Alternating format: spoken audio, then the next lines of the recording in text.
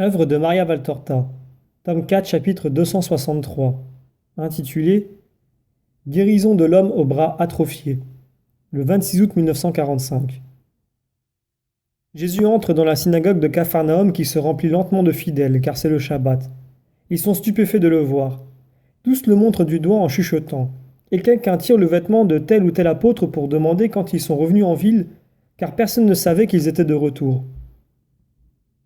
Nous venons juste de débarquer au puits du Figuier, en arrivant de Bethsaïde, pour ne pas faire un pas de plus qu'il n'est permis, mon ami, répond Pierre ahuri le pharisien. Ce dernier, blessé de s'entendre parler mon ami par un pécheur, part dédaigneusement rejoindre les siens au premier rang. Ne les excite pas, Simon, l'avertit André. Les exciter? Il m'a interrogé et j'ai répondu en ajoutant que nous avions évité de marcher par respect pour le Shabbat. Ils diront que nous avons trimé en barque. Ils en viendront à dire que nous trimons rien qu'en respirant. Imbécile, c'est la barque qui fait les efforts. C'est le vent et l'eau, pas nous quand nous allons en barque. André encaisse la réprimande et se tait. Après les prières préliminaires, vient le moment de la lecture d'un passage et son explication. Le chef de la synagogue demande à Jésus de le faire, mais Jésus montre les pharisiens en disant « Qu'ils le fassent, eux ». Mais comme ils s'y refusent, il doit s'en charger lui-même. Jésus lit le passage du premier livre des rois où l'on raconte comment David, trahi par les habitants de Ziph, fut signané à Saül, qui était à Gaba. Il rend le rouleau et commence à parler. Violer le précepte de la charité, de l'hospitalité, de l'honnêteté est toujours mal. Mais l'homme n'hésite pas à le faire avec la plus grande indifférence. Nous avons ici un double récit de cette violation et la punition de Dieu qui la sanctionna. La conduite des habitants de Ziph était fourbe. Celui de Saül ne l'était pas moins. Les premiers étaient vils à cause de leur intention de se concilier le plus fort et d'en tirer profit. Le second l'était parce qu'ils comptaient se débarrasser de loin du Seigneur. C'est donc l'égoïsme qui les associait. Or le faux et pécheur roi d'Israël ose donner à leur indigne proposition une réponse où le Seigneur se trouve nommé « Soyez bénis par Dieu ». Dérision à l'égard de la justice de Dieu, dérision habituelle. On invoque trop souvent le nom du Seigneur et sa bénédiction sur les méchancetés de l'homme au titre de récompense ou de garantie. Il est dit « N'invoque pas en vain le nom de Dieu ». Or, peut-il y avoir chose plus vaine, pire, plus mauvaise que celle de l'invoquer pour accomplir un crime contre son prochain? C'est pourtant un péché plus commun que tout autre, accompli avec indifférence même par ceux qui sont toujours les premiers dans les assemblées du Seigneur, dans les cérémonies et dans les enseignements. Rappelez-vous que c'est un péché de chercher, noter, préparer tout ce qui peut nuire au prochain. C'est aussi un péché de faire chercher, noter, préparer par d'autres tout ce qui peut nuire au prochain. C'est amener les autres péchés en les tentant par des récompenses ou des menaces de représailles. Je vous préviens que c'est un péché. Je vous préviens qu'une telle conduite est égoïsme et haine. Or, vous savez que la haine et l'égoïsme sont les ennemis de l'amour. Je vous le fais remarquer parce que je me soucie de vos âmes, parce que je vous aime, parce que je ne veux pas que vous soyez pécheurs, parce que je ne veux pas que Dieu vous punisse, comme il advint à Saül qui, pendant qu'il poursuivait David pour s'en saisir et le tuer, vit son pays détruit par les Philistins. En vérité, cela n'arrivera toujours à ceux qui nuisent à leur prochain. Leur victoire durera autant que l'herbe des prés.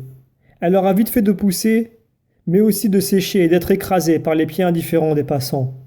Alors qu'une bonne conduite, une vie honnête, peine à percer et à s'affermir.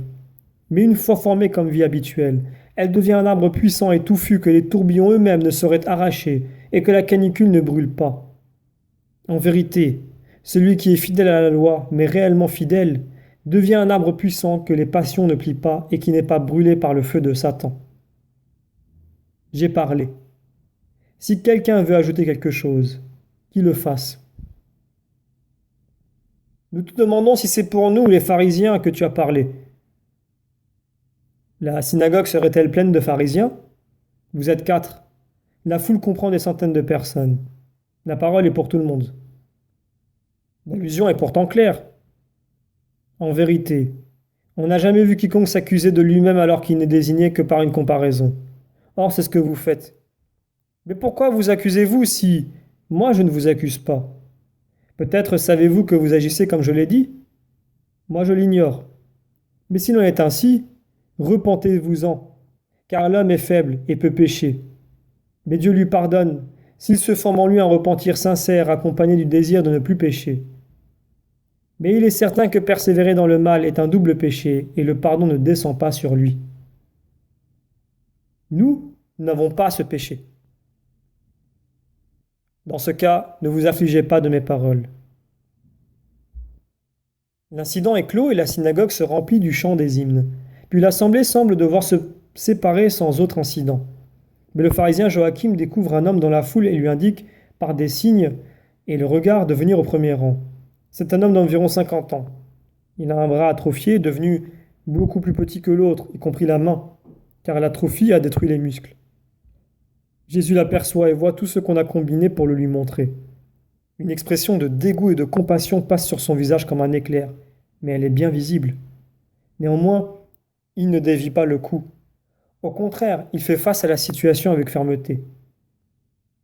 Viens ici, au milieu, ordonne-t-il à l'homme. Quand il l'a devant lui, il se tourne vers le pharisien et leur dit: Pourquoi me tentez-vous?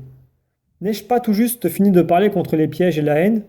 Et vous, ne venez-vous pas de dire: Ne commettons pas ce péché? Vous ne répondez rien? Répondez au moins à ceci. Est-il permis de faire du bien ou du mal le jour du Shabbat? Est-il permis de sauver ou d'ôter la vie?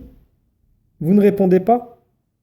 Moi je vais répondre pour vous, et en présence de tout le peuple qui jugera mieux que vous, parce qu'il est simple et sans haine ni orgueil. Il n'est permis de faire aucun travail le Shabbat.